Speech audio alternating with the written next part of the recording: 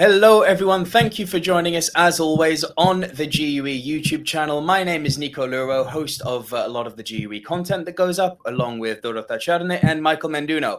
We are really pleased today to be bringing on good friends of the channel and good friends of the organization. We've got Manu and Alana from the Sustainable Department of Dan Europe. Welcome to our channel, guys. How are you? Very well, Nico. Very well. We're really happy to be here. Thank you for having us, Nico. We're so happy.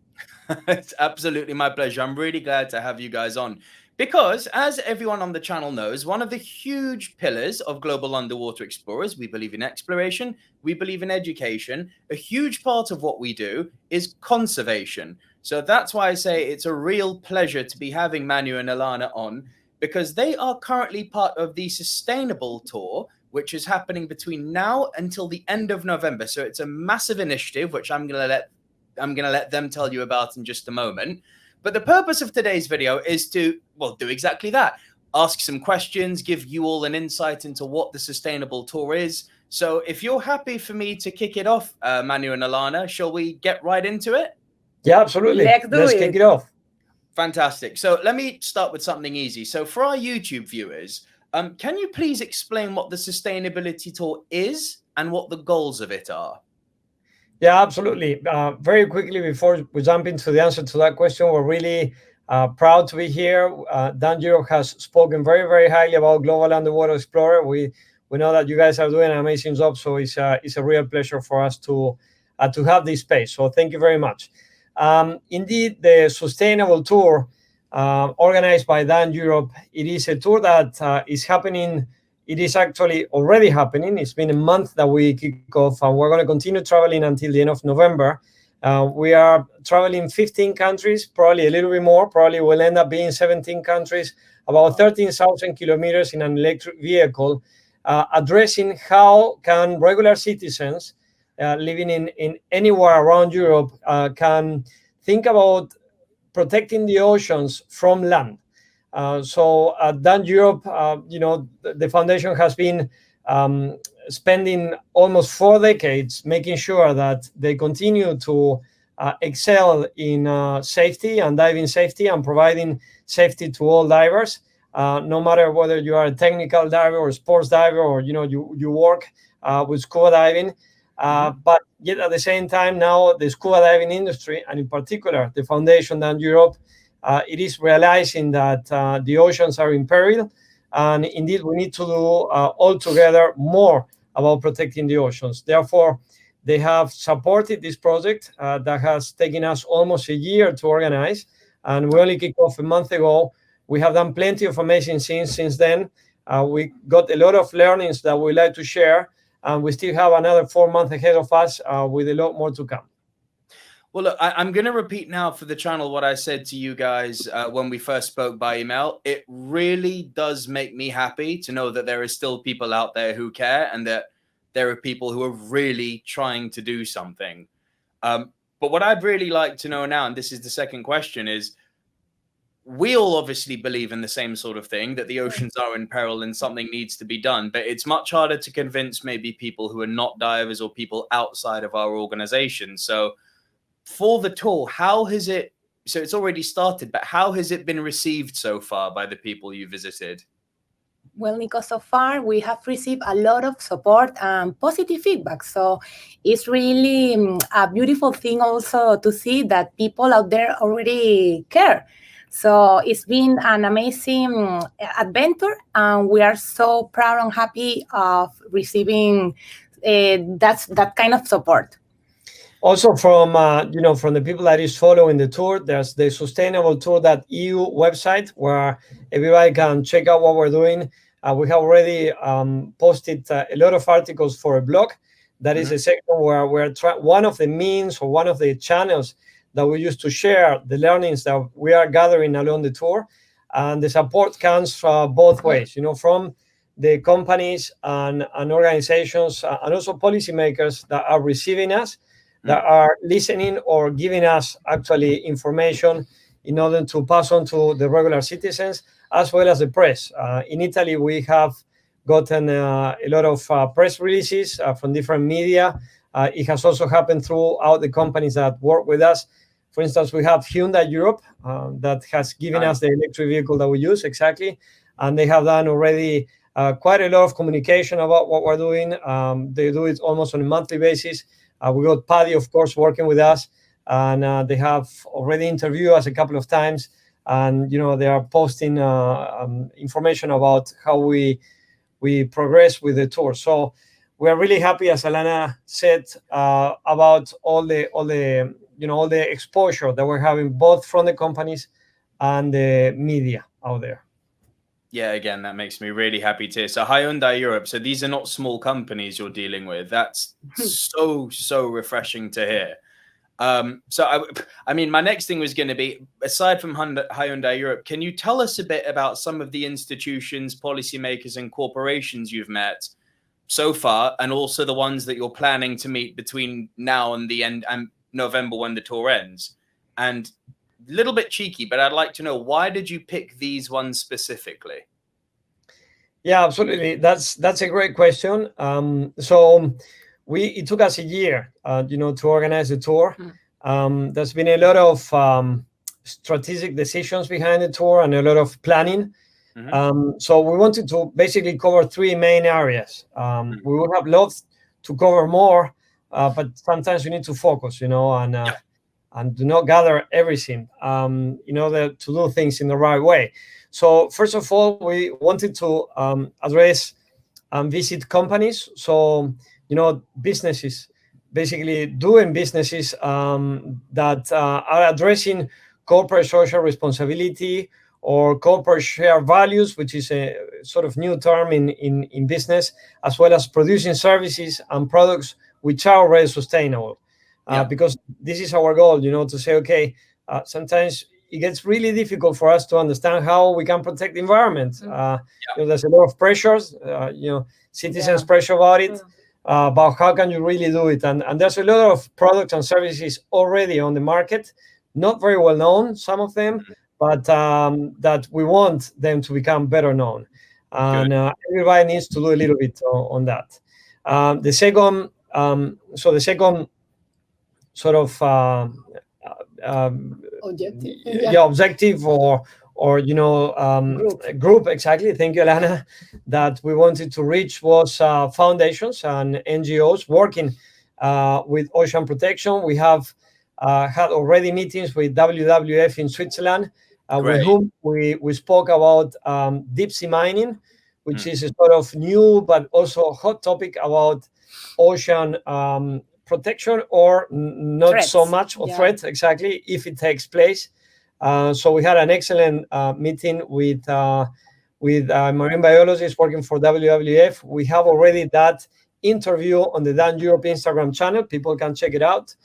And institutions as well. That's the reason why we're here in Brussels. We're going to be spending a week here, trying to meet with members of parliaments and people from the Commission who are directly involved in the policy making, about how we can better protect all different aspects of ocean, the green economy and the blue economy in particular, the one that touches the seas in the surrounding waters of the Med of Europe, actually. And then the third one is somehow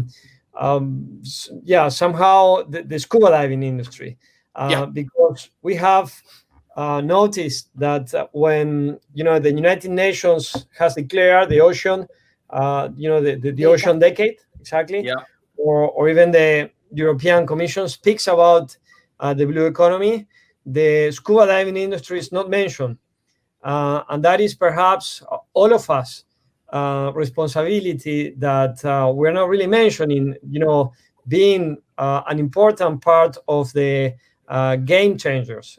If you see nowadays photos of turtles eating plastic, or dolphins trapping ghost nets, most of those photos are being taken by scuba divers, whether professional photographers or tech divers, or even recreational divers, about the state of the reef around the world in particular. So those photos are the ones that make it all the way to the policymakers and also to the media. Yet we're not the ones being present in pushing for these policies to go in the right way. That's really poignant that you say that. I don't often hear people bring divers into this conversation about conservation, so thank you for that. I'm getting a little bit of a bonus question here. Like, so how do you think we can actually get divers in front of policymakers?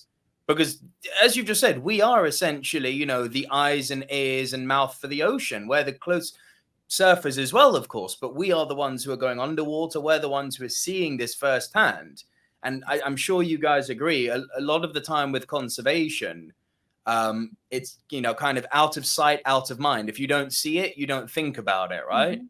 So how can we get divers in front of the right people to make this, to be a voice for the ocean? Well, yes, Nico, you're totally right. And of course, the first step is to raise our hands, to say we're here, we care. We are the ones that, as you say, are seeing the changes that are, unfortunately, our oceans are going through. So yes, we have to step forward and say that we care and that we have a lot of things to say and to contribute to help in ocean conservation. Yeah, that's absolutely right what Alana said. We are seeing changes. We're seeing within the scuba industry, changes and people moving towards sustainability.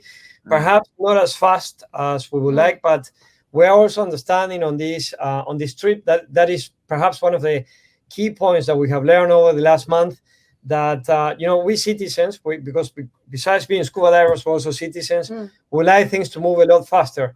But we're almost 8 billion people in the world. Those 8 billion people live in the 30% land that planet Earth has. The other 70, it is indeed the ocean.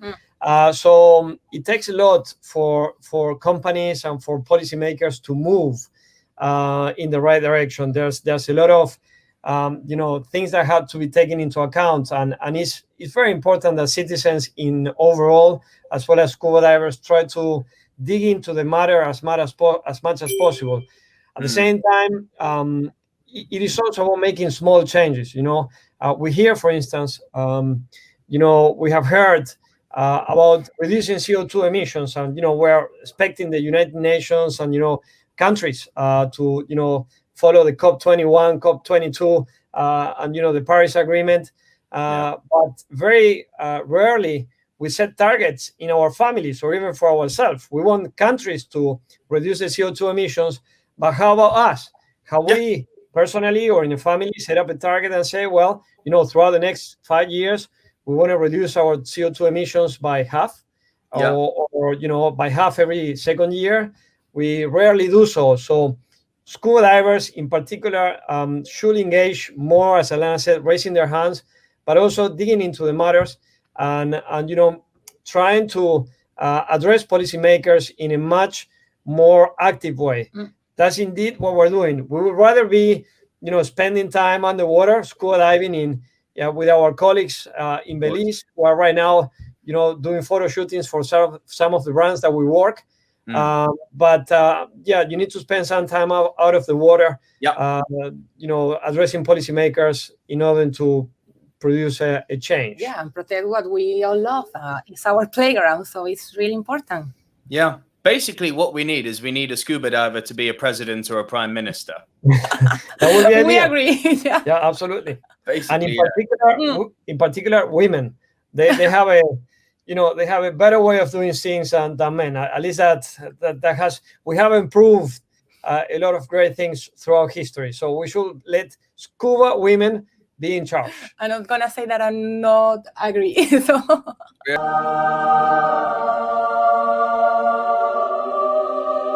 No, I love the fact that you said that. And again, I said this at the top of the show. I'm so happy to hear things like this, to know that, because sometimes you say these things, right? And in your circles of friends, people obviously agree with you because you associate with the same people.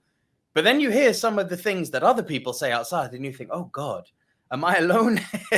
So it's really refreshing. Just, this is the first time we're talking, and already, I can hear that there's things that we share in common in terms of, our view towards the world, and to view the way that way things should be. I agree. More scuba women and a scuba woman for president. Completely agree.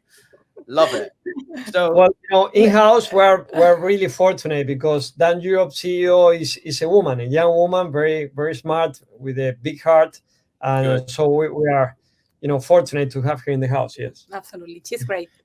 Yeah. Now, I'd like to build on something you said there. It's all very well saying save the oceans, but I think you're quite right in saying that we need to check ourselves first and see what is like the carbon emissions and what are the things that we can do, even if we're not divers. If this video somehow finds you on YouTube and you happen to not be a diver, but you care about sustainability and conservation, I don't know, maybe you're a fan of Greta Thunberg. Good if you are. But maybe you're thinking, okay, well, what is it I can do if I'm not a diver? So I'd like to use that and curtail into the next question, which is, what do you guys believe is the single greatest threat to our oceans and why? And what can we do to stop that? Well, we might have different answers with Alana. Go for it. I'd love to hear them. But I'll let you go first. Well, for me, of course, right now, there are two major threats. Of course, we're going to talk about plastics because we cannot obviate that. But of course, we have to take into consideration also CO2 emissions because it's the main problem right now. Because CO2 emissions, as you know, are acidificating our oceans, and that's occasionating a huge problem because all species are suffering from that change. So for me, it's one of the most important problems and threats that the ocean are facing. We have to add towards lowering our CO2 emission. Yeah, that's a great way of saying it. I will probably give the same answer, but in a different way. In a better English. Not at all. I think humanity, the biggest threat to the ocean. And don't take me wrong, I love being a human being. I love my family. I love Alana, and I enjoy being a human being. But we also need to rethink the way we as humans relate to the environment. And when we speak about the environment, 70% of the planet is covered by water. So indeed, we have a huge relationship with the ocean, sometimes without knowing it in particular. Well, we are scuba divers, we know it, but people that doesn't dive, they don't really think about it in this way. And most of the stuff that we do as humans nowadays, they have ultimately, an impact in the ocean.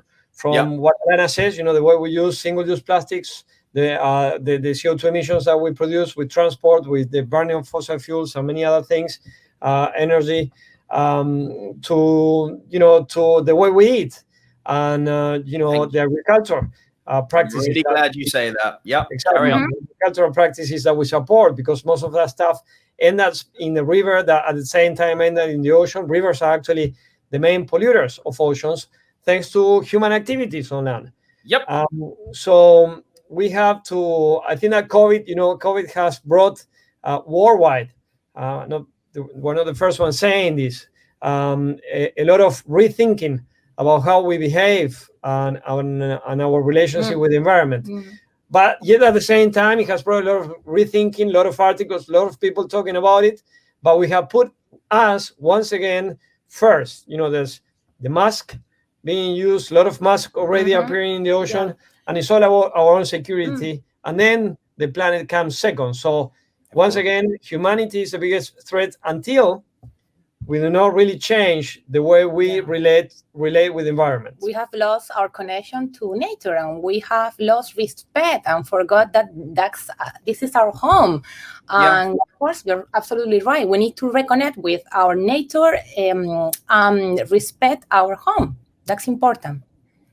Yeah, I mean, it's really okay. So a few things on what you've just said. It's really good that you bring up the pandemic, actually, because one of the most memorable videos I remember from the whole pandemic was, I think, when we were 4 months or 5 months in, and it was from Venice, so from your part of the world, when they found dolphins in the canals. And it's like, you see what happens? You stop the pollution, and the planet's amazing. It can recover really, really quickly. We just need to let it breathe, And I'm really, really glad that you mentioned agriculture as well, Manu, because I don't know if you've seen a show on Netflix called The Game Changers. We missed that one. We also almost watched them all. Yeah, but that one, no. It's really good. So it's basically, and it's got some really affluent people in it, like Arnold Schwarzenegger's in it, for instance. And it's basically showing the damage that the meat industry does to agriculture. And I know a lot of people might now say, oh, click off. It's hippies talking about being vegan again. I'll tell you this. It's not. Because I'll tell you this, and this program on Netflix supports that, and you've alluded to it already. It's one thing, I don't believe in going up to an Argentine steakhouse, banging on the window and screaming animal murderer. You're not going to get people to change that way, right? No. But you cannot wrap beef with vinegar. You need to use honey, right? Exactly. But if you explain the way you guys are doing, and you say, look, yeah, you eat meat, it ends, the agriculture, the CO2 byproduct of that, it ends up in the river, it ends up in the oceans, all just so you can have a nice cheeseburger. It doesn't make sense. So the two things I'll say, just to build on what you've just said, is in terms of the plastic bags, here's a really simple suggestion. Bring one of those usable bags with you guys when you're going shopping. Just a single-use plastic bag will end up in the ocean, and a turtle will end up with its head through it. Those images are not photoshopped. Manu, Alana, and I have all seen them. So eliminate the single-use plastic where possible. And you don't need to go full vegan, but just try and ease up on the meat a bit. Instead of eating meat 5 times a week, why not try 2 times a week? Those 3 days will make a difference. Right, guys? Absolutely. Yeah, you've been very right in what you have said. So the 2 very key points there. The first one is, it's not about changing, from black to white. Yeah. It's about finding the grayish area that can already reduce our impact on the planet. Because if you try to change, 180 degrees people's mind setting, you probably will never achieve it. But you can bring it down to 90 degrees, and there you have already half. Or you're halving the impact that people do. We personally have decided not to eat seafood anymore, but because we see it when we scuba dive, and it's like, I don't know, it's like eating a dog or a cat. We also own a cat, we'll never eat a cat. And then when it comes to meat, we have reduced as much as possible the meat consumption, so much that we probably eat it once every 2 weeks. But that's our own choice. We're not saying that everybody has to do it the same way, but once again, a little bit of reduction. And the second thing is, you mentioned the plastic bags and just bring your own plastic bag. Yes, once again, that is, people's own behaviors. But another of the takes that we have learned over this last month is that every time that we speak with a company or with an NGO, we end up having exactly the same conclusion. And, even companies in Germany, they said, listen, we're trying to be sustainable. We also need to, keep our people, working for our plants in Asia. But if we want to change, if we want to remain sustainable and continue to exist, we spoke with a company that has been in the business for 120 years. We need the policymakers to change the way, for instance, the fashion industry produces products. Because if we want to be competitive and the policymakers don't help us, and we want to be 100% sustainable, we're going to go out of business. So we're going to leave, 10,000 people without jobs. And that is also not sustainable. So our conclusion is always the same. Yes, you can go to a supermarket with a plastic bag, but how many times you will find the so-called recyclable plastics, which are not, because they need special conditions in the supermarket. So what we need is governments and policymakers to say, we need to change the way we sell fruits in supermarkets. No more bags. That's it. Yeah. So true. So true. I mean, the problem, I don't know if this has happened to you in Italy, but the problem we've got in the UK with plastics is that we're starting to become more aware, like you can't get free plastic bags anymore, but they charge you like 10p or 5p. No one cares about this. Like, take 10p. It's not going to take, it's not going to change my life. But if you start charging £1 for a plastic bag, or here's a crazy idea, ban plastic bags. That I think you can ban, because that they do not. Plastic bags are like cockroaches in a nuclear holocaust. They never disintegrate. Ooh, yeah, we don't need them. We don't need plastic We bags. really don't. We So- can live without them. So We can. we So, need I them mean, up. look, you've said a lot of really cool stuff so far, but I'm going to get a little bit tougher questions now, if that's all right. What you've said, as I've just alluded to, it's good. It's really good. It's amazing.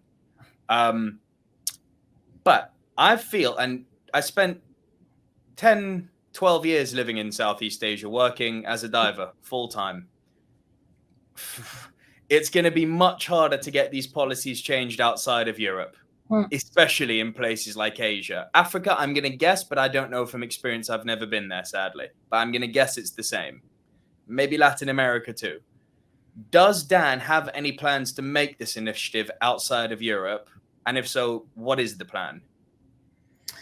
Well, Nick, of course, we would love to have all countries in the whole world jump on board of this initiative, but we need to start first for looking at ourselves. We inside Europe are not doing the things in the best way. So we need to start thinking about how to change our own impact first before going to criticize or to ask other ones to make changes. Agree. Yeah, that's absolutely right. What Alana said, we got plenty of examples of things we're not doing right inside Europe. For instance, the way we protect the marine protected areas. It's there's still a lot more to do. However, we also believe in the domino effect. So Divers Alert Network, it is a network all over the world. There are different offices managing different parts of the world. So we hope that what Dan Europe has started can be replicated by other offices of Divers Alert Network, including Asia, and also, why not, other companies working on the scuba diving industry. We got PADI as the largest, certification agency in the world. We know, since we have spoken with them already last year, that they're taking some of the examples of what we're doing and pushing them inside the organization. There's plenty of scuba diving manufacturers present all over the world as well, that they can do a lot. So we believe in the domino effect. If we can create or lead with example within the scuba diving industry, we're already happy, because we don't know what that will take as well, or will create another domino effect in Asia. We hope so. We hope so. We hope. And last but not least, Boyan Slat, the CEO of the Ocean Cleanup, has said very clearly that technology is humanity's toolbox to solve problems. So in Europe, we're in a very good position to create new technologies that then we can pass on to countries that don't have the chance of having the resources to create new technologies. Let's go back to plastic bags. In UK, there's a company with which we are working. They are a partner on the tour.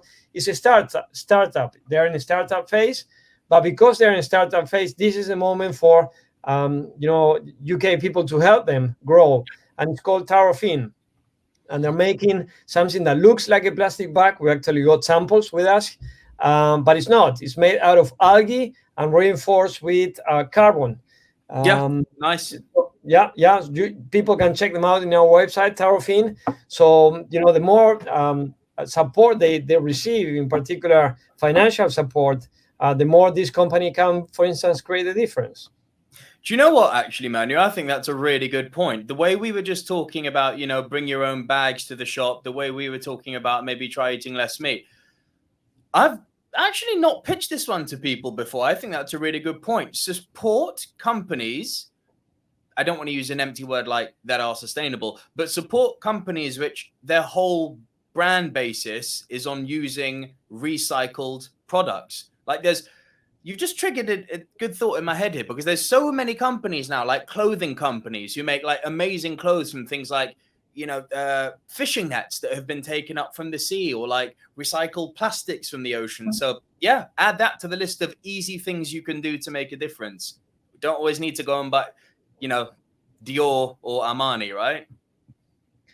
If almost 10 years ago, we've been diving in the Great Barrier Reef. particularly in 2014, that the Queensland government was dredging on the ports, and they created a disaster on the Great Barrier Reef that is close to the port, because they dredge, all the sediment was in the water, end up over the reef, and of course it was preventing the reef from doing photosynthesis, so it was killing the reef on top of everything that the reef was already suffering. But so this is in Australia. This is that's Australia. in Australia. That's right. And that was, they were dredging because they wanted to make the ports bigger, to take the coal out of Queensland and export it to India. They're actually still doing that.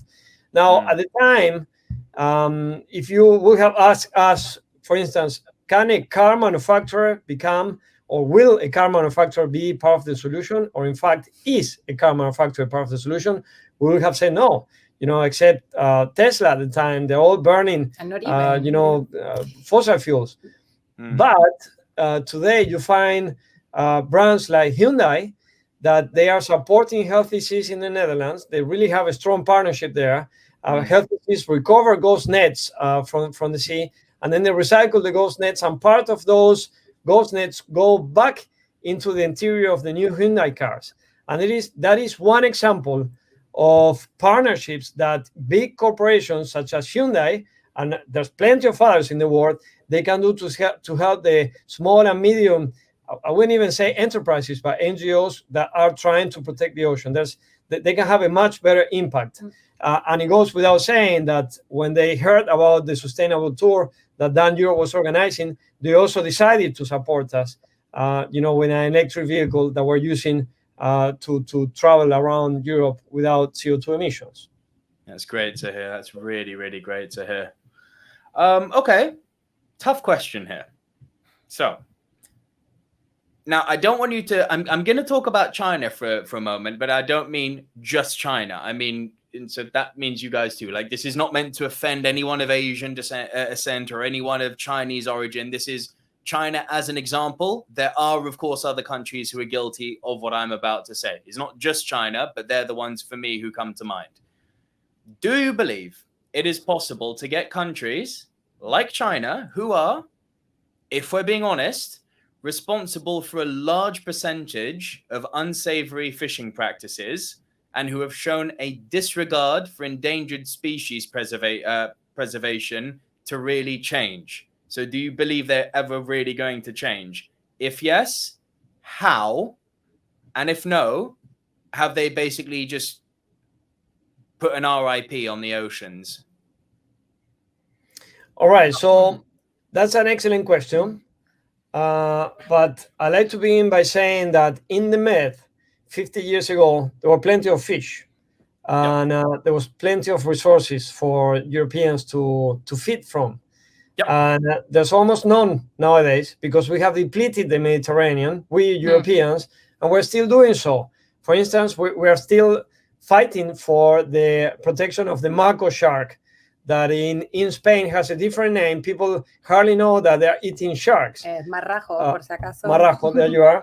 And, we're still struggling for having protection measurements put in place. The European Commission doesn't want to give away, really hard protection measures because, of course, we got Spain in the game, and, Spain as a country is making profit out of that shark. So how can we speak about China if we, within our own waters, we're not really doing as much as possible to protect our waters? Now, if we want to speak about China, here's the thing. As all countries in Europe, if we continue to deplete our oceans, there's going to be one day that the economy that surrounds our oceans will be almost over. In particular, also the food that comes from the ocean. So how will you feed, 3 or 4 billion people in China if there's no more seafood? Yep, correct. It's a great answer. And if I'm being completely honest, as I said at the top of this question, this was not meant to be an attack on China. It was just as an example. If we're being honest about Europe, look, we've got the same problem in the UK. Our cod, which used to come from around the Scottish coast, gone. We have to go further out into the Atlantic now to fish our cod. So, and by the way, the cod from now compared to when I was growing up, when I was a baby, tastes completely different. So You're not wrong. You're not wrong. It goes back to what you were saying before. I agree. We do need to check ourselves before, blaming others. That's very fair answer. But and not only that, Nico, we hope that everybody is going to do the right thing. But the only thing we can do is to present the facts, to present what is happening, and hoping that they're gonna take the decisions that are gonna be for the best. We I don't know if you saw the video. I'll put the link above. But we had Captain Paul Watson from the Sea Shepherd Foundation on the channel a few months ago. He was telling a story about, you guys have just mentioned Europe. I've just mentioned the UK, our cod problem. He was mentioning a story about where he comes from, about how when he was growing up, scallops were the big thing. No one would eat mussels because scallops were, the delicacy of the local town. All the scallops are gone. Now all they serve is mussels. So something to note, guys. This is 3 different sets of people, myself, Manu and Alana, Paul Watson from before, all saying, something has to be done about this. And as Manu and Alana have said, they've made the decision to stop eating seafood. So I put it to everyone out there. What can you guys do? Well, mussels are filter feeders, and they actually filter about 25 liters of water per day. And all that water that they're filtering is full of microplastics. So there is absolutely no way that today you will eat a mussel that doesn't have microplastics in it. So it's your decision if you want to eat a mussel with microplastics. So it's even beyond about wanted or not wanted to eat seafood is that sometimes it is no longer healthy. The microplastic thing is absolutely crazy. Again, we did a video on the channel recently. Link to that is above as well. You can get microplastics in beer now. It's crazy. They're just everywhere. And it's because we haven't practiced properly, making sure that our systems are clean, that our oceans are safe, and that we're not overusing plastic. I mean, plastic in beer. Even a little time ago, went out an investigation, a research study that found microplastic in the placenta. Of a baby. So it's filtering everywhere. It's arriving to all places, and it's more than know that they're dangerous for our health. So But coming back to what we can do as scuba divers, all scuba divers they have a work on the side. Whether you are an instructor, as a scuba diving instructor, or a doctor that does research, or you're an architect, or you're an engineer, or whatever you do, you belong to a group of human beings. We, for instance, we work in Dan Europe, and the change that we want to push as well within the foundation, the way that plastic is being used inside the foundation. Of course, plastic is everywhere. We still use plastic. Like we have a telephone here that has, a cover made out of plastic. But the point is, how can we, as bigger groups, companies are bigger groups than just individuals. So what is the change that you can push within your company? Are you doing enough? Are you talking to the directors and your colleagues? Are you reviewing the processes through which ones you're using plastic? How can you reduce that? How can you better recycle it? How can you move forward? Can you think about the CO2 emissions that you guys are doing? Can you cycle to work? Can you commute? Can you ask your company to have leasings now of cars which are, electrics, and on top of that, pay for renewable energy? So you see, there's a lot that we can do as individuals in order to help the ocean from land. Yeah, it's true. And you're right. It does start with simple things. I mean, this was before I worked for Global Underwater Explorers, but the last company we had this like dining area, and they had like these single-use plastic forks and spoons. And I said to the directors, I was like, I mean, this is crazy. Why don't we just have forks which are made of metal? Why are we using plastic spoons and forks? Scary thing. This is the scary thing. You would think that's just logical. I see, Manu, you're smiling. Alana, you're listening, because you think, okay, something like that is stupid and logical, right? Just say, don't use plastic forks and spoons. Half the staff, I won't say the company's name because I don't want to shame them. Half the staff started calling me the conservation Nazi for that. Oh my God. This is the level of craziness that the world is having to deal with. It's maddening. Once again, it's about education. If you scuba dive, we've recently been to the Maldives and we've seen all the plastic underwater. We actually seen whale sharks with hooks, still attached to their lips, that they were rusty, and they have actually tinted the lower lip of the shark. So that means that the hook has been there for several months. So it's all about education. Of course, we humans, we always believe that we know everything and that we're in a position to criticize others. But we also understand that we know very little.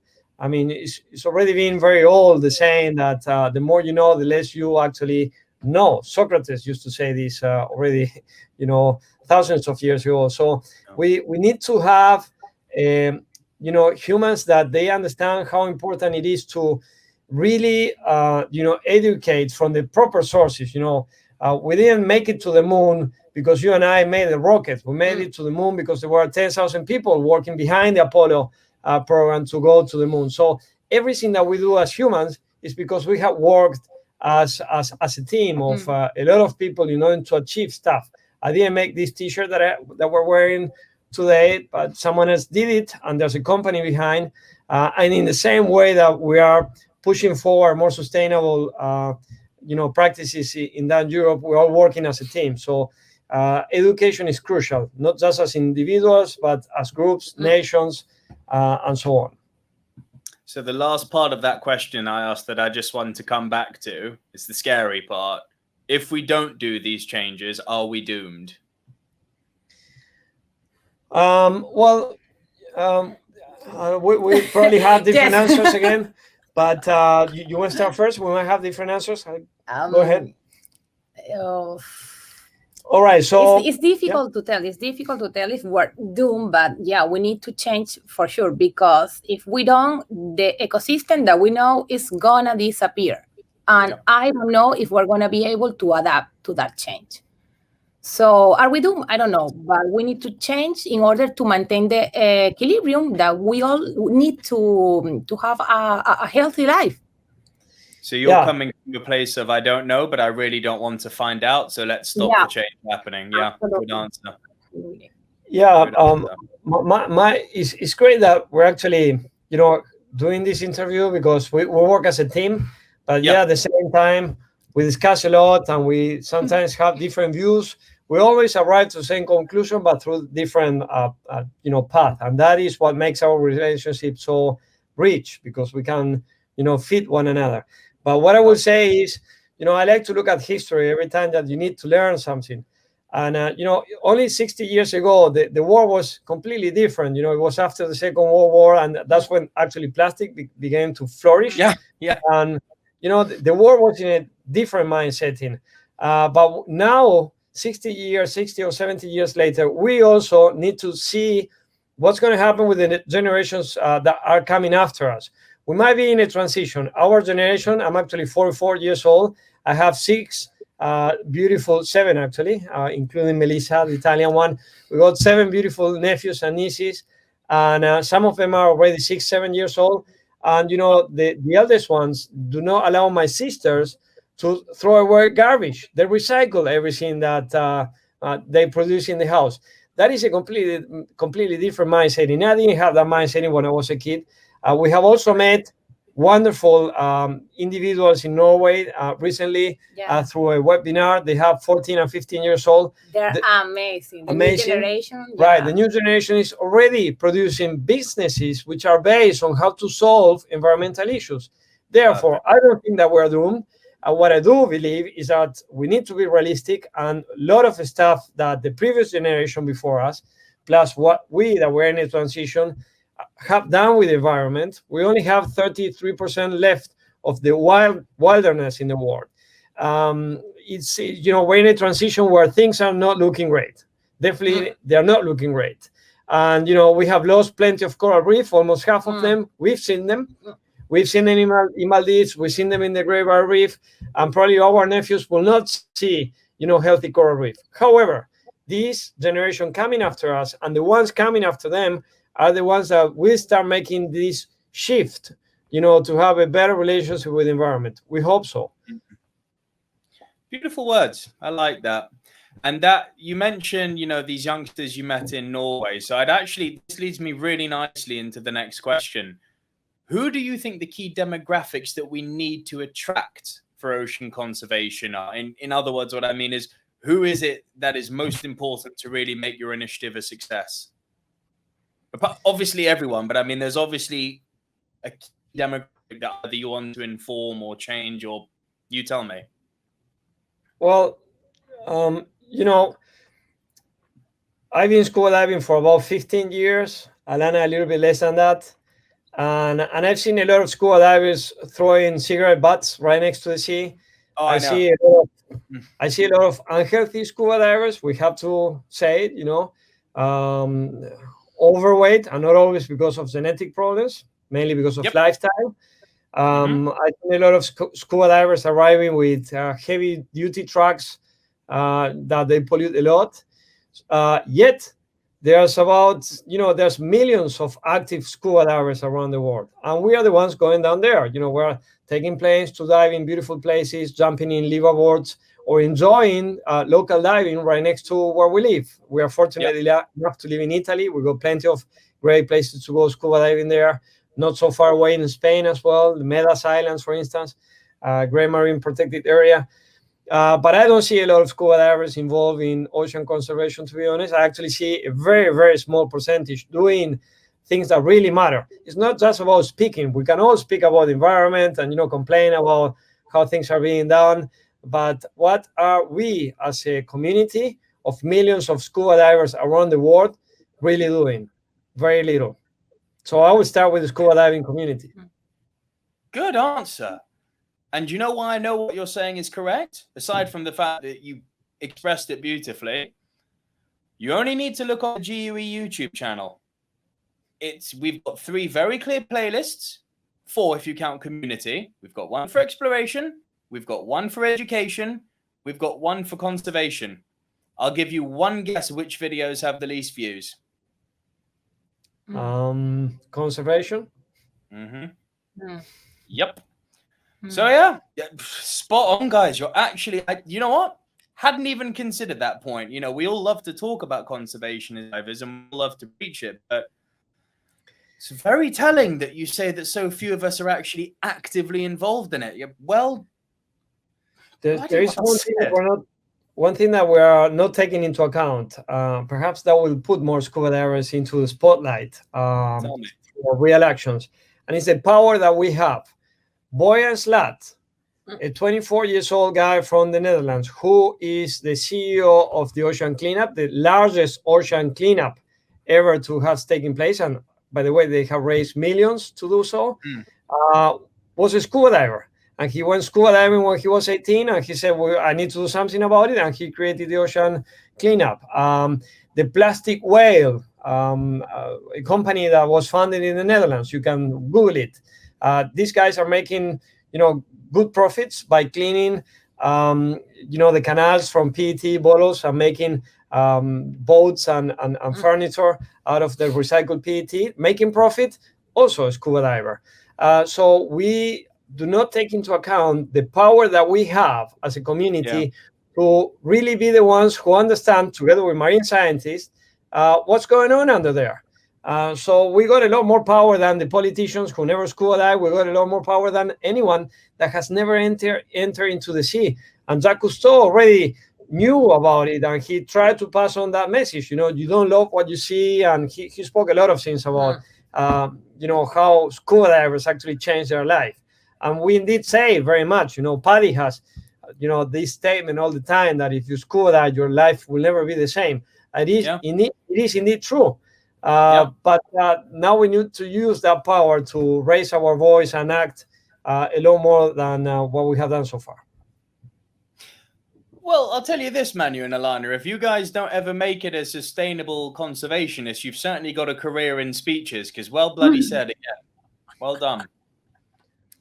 Thank you very much. We'll make it as a conservation career. I know.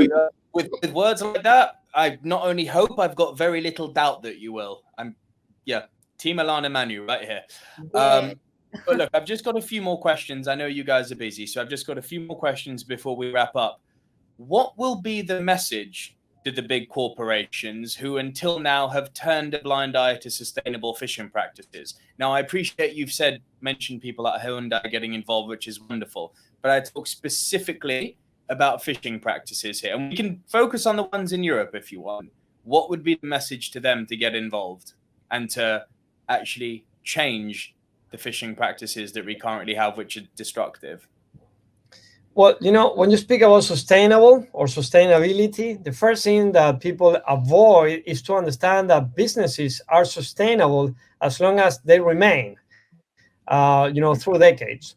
So if you are a company producing products or selling services and you want to remain for decades and be profitable, you need to be sustainable, financially sustainable, but nowadays also environmentally sustainable. It's very simple. The whole society is changing. Businesses are changing. Politicians are also changing in a slow pace, but they are. And if you're not sustainable within 10 years, I'd say within 10 years, you're going to be out of business. People will probably not buy your products anymore. And if they don't, you're going to have probably 10 different, directors that they will make documentaries. And there's going to be a lot more than Netflix in 10 years that they will expose your wrong practices and you're going to go out of business. So you better start thinking now how you can change that. We've seen that in the companies that we have visited. There's not a single one. And most of them are not actually related to the ocean, that they are not thinking about how they can become more sustainable. They know it. They say it face to face to us. If we're not sustainable, we're going out of businesses in 10 years.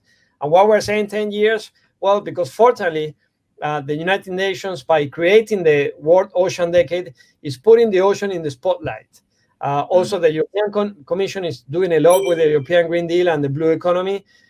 In fact, in a couple more days, they're going to, pass on some regulation that is trying to achieve the reduction of 50% of CO2 emissions within Europe. And there's a lot of people working around that they say that they're not being aggressive enough in order to reach that target. So, we're seeing it. It's on the news every day. So how do you want to, be sustainable in 10 years with the business if you haven't taken into account that you also need to be sustainable with the environment? I don't think they're gonna survive. Good. And those who don't want to get on board, on their head be it. Well said.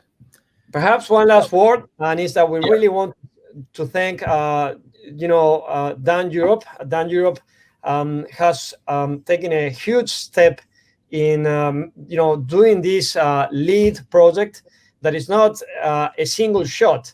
We're going to be 5 months on the road, but there's a very strong strategy of sustainability behind for the years to come. Also, we have to mention that this tour, of having the two of us on the road for 5 months, is not something that you do with a couple of euros. You really need to invest in it. But Dan Europe is doing this, is investing in it because they want to lead with example. They don't want to be the only ones in the scuba diving industry protecting the ocean. They want to create this domino effect. We are really, really thankful for them to taking the lead on this. Sometimes being the first mover is difficult, but they did it. And of course, it goes without saying that we are very much aligned with Global Underwater Explorers. You guys are doing an amazing job. As you said, you have already environmental topics already covered on the YouTube channel, and you are explorers in the same way that we are. So thank you very much for giving us this space. You are most welcome. You are, as far as I'm concerned, you're friends of the channel now. You're welcome on any time you want. So my next question was going to be about the three small things that we could do in our life. I guess we've kind of covered that. We've talked about not really, not using single-use plastic bags. We've talked about maybe lowering the amount of meat you eat to decrease your carbon footprint. And I think it was you, Manu, who said that, maybe look at brands who are actually using recycled products from the ocean. So yeah, that was going to be my next question, but we've kind of covered it already. So I'll skip that one and I'll just move on to the last one. How can people get involved with the tour or with Dan? Well, of course, you can follow us through our social media, our website that is sustainabletour.eu. We're going to be posting all the events, projects, and steps that we're going to be going through. Yeah, and Dan Europe social media Yeah. channels as well. And it might sound, I don't know how it's going to sound, but if you scuba dive and you are insured by Dan Europe, from now on, you're also helping and contributing towards ocean conservation. So, people might want to rethink twice where they invest their money for their own safety and also for the safety of the ocean. Yeah, that's important, as you say, Nico, to support the organizations that are stepping forward to have a more safety, healthy ocean. So if they support Dan Foundation, they're supporting this kind of initiative. And that's really important if we want to regain the health of our planet. Correct. Yeah. Well, I've put all of the social media links in the video, which you can see above here now. Look, guys, I'm going to end the interview there. For me, just speaking for myself personally, it was really refreshing speaking with people who I've met for the first time, but who seem to share the same values as me. And it does give me hope. It's been really refreshing to hear Manu talking about, your nieces and nephews and how they're different. I've got a daughter who's going to be born in November, and I'm hoping she's going to have the same sort of values as well. Well, but no need to. Congratulations. No applause necessary. It was my pleasure. Well, that's it, because we don't have children yet, but we want for sure to live an amazing, beautiful planet full of ocean species and full of nature to the new generations. So we have to keep working for this. Hopefully our beautiful ocean is going to be full of life soon. Well, we have a dream, and it's that when we wake up tomorrow, there's going to be more wildlife than there is today. Yes, I think that's a very good dream to have. I think that's a really good dream to have, and I think that's a really good way to end. So thanks again for joining us, guys. For those of you watching on YouTube or even on Facebook, whatever platform you're on, please do like this video. Anyone who you think may be interested in marine conservation or this sustainable tour, it doesn't matter if they're divers or not, please do not only share this video with them, but share the social media links that we provided in the video and which are down in the description below. If you're new to the channel, welcome. Thank you for joining us. I'm glad that you found us through this video. Hit the subscribe button. We release new content every Monday. And please do make sure to follow Alana and Manu on their socials as well to keep track of what is happening with the tour. The socials are up on the channel right now. But I'll end it there, guys. Thank you so much for your time today. Thank you for making this great content for us. We appreciate it. It will be out. Well, it's out now. We're live, aren't we? So stupid thing. But yeah, thank you for joining us. And I will see every one of our usual viewers soon. And I look forward to following your adventures around Europe, guys. Thank you so much. Our pleasure, Nico. Thank you, Nico. It's been amazing.